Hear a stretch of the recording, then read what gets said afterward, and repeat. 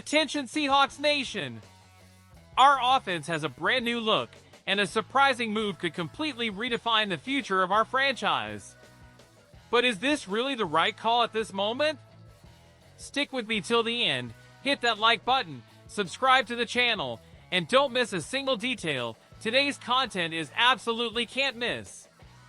We kick things off with the biggest change that officially marks the start of a new era in Seattle. Sam Darnold, now rocking the retro blue jersey with the number 14, just completed his first OTA session at the VMAC in Renton as the quarterback projected to lead the offense this season. He's coming in hot off a comeback year in 2024, when he led the Minnesota Vikings to a 14-3 record and a wild card spot, throwing for over 4,000 yards, 35 touchdowns, and just 12 interceptions, with a completion rate above 66%. The decision to move on from Geno Smith, who's now with the Raiders, and go all in on Darnold with a 3-year deal worth over $100 million makes it crystal clear how much faith the front office and new coaching staff have in his potential to lock down a starting job in the NFL once and for all. And let's be real, the setup looks favorable. Even though he no longer has Justin Jefferson, he'll be throwing to a dynamic duo, Jackson Smith-Njigba, coming off a strong breakout year, and the seasoned vet Cooper Kupp. But even with Darnold as the frontrunner, the QB battle is about to get spicy with veteran Drew Lock and rookie Jalen Milroe, a third-round pick in this year's draft, both determined to make their case during camp and maybe even shake things up. The calendar's stacked, 8 OTA sessions, mandatory minicamp from June 17th to 19th, and then the much-anticipated training camp in July, when Clint Kubiak's offensive system is expected to really take shape and pick up steam. And it doesn't stop there. The Seahawks' offensive rebuild goes way beyond just the quarterback. The leadership of the offensive line has gone through a legit overhaul with the addition of veteran O-line coach John Benton and run game specialist Rick Dennison, both bringing decades of experience to fix two of the team's biggest weak spots, protecting the quarterback and running the ball effectively. The big draft bet was Gray Zabel from North Dakota State, taken in the first round and projected to be the new starting left guard. On top of that, they brought in Bryce Cabeldue from Kansas and Mason Richmond from Iowa, both late-round picks. But is that really enough? Mike Salk from Seattle Sports raised that very question, pointing out that, while there's plenty of hype around Zabel, there are still some major gaps, especially considering the risk of putting so much responsibility on a rookie's shoulders. On the flip side, Brock Huard is taking the optimistic view, believing that the O-line could be a pleasant surprise, especially with the return of right tackle Abraham Lucas.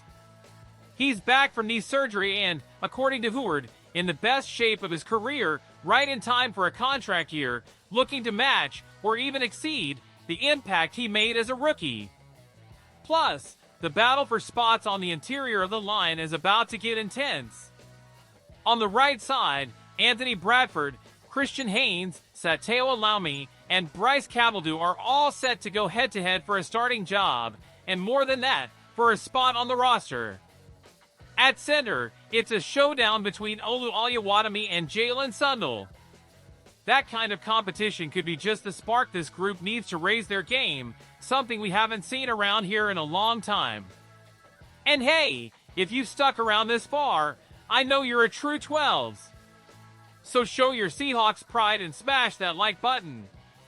Just like the O-line, the wide receiver group is going through some big changes too. The departures of two franchise icons, Tyler Lockett and DK Metcalf, open the door for a major reset. Jackson Smith-Njigba steps up as WR1, but it's still a pretty open field. The pickups of Cooper Kupp and Marquez Valdes-Scantling bring much-needed experience and depth, while rookie Torrey Horton, a 5th-round pick, looks like a strong contender for a rotational role.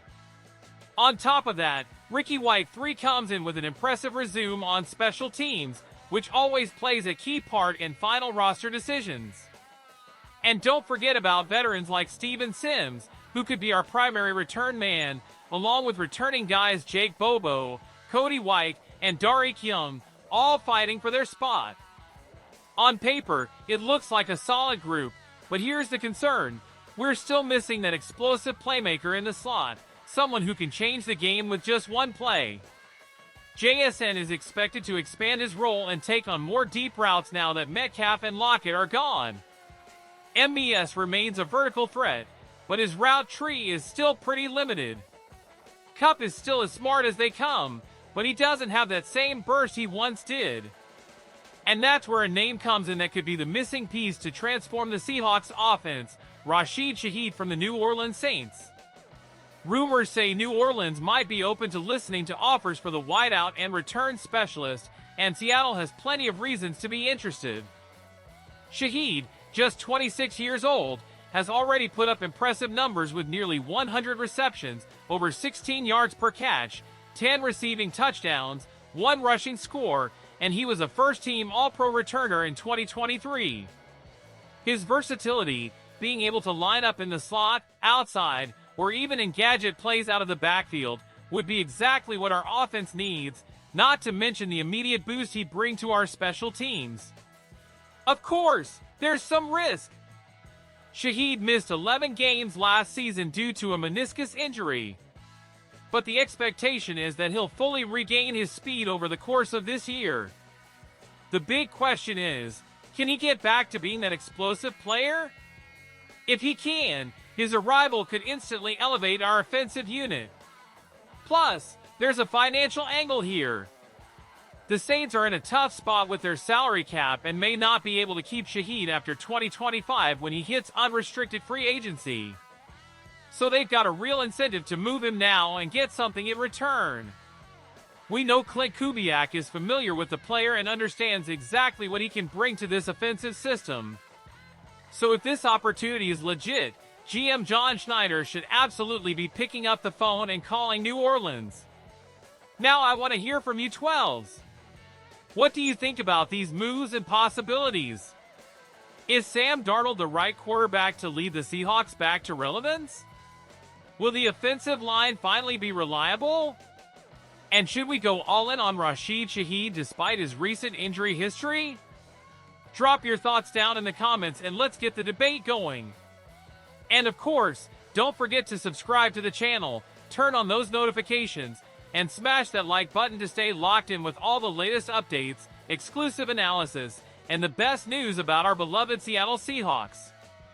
Let's roll into an incredible season together. Go Hawks!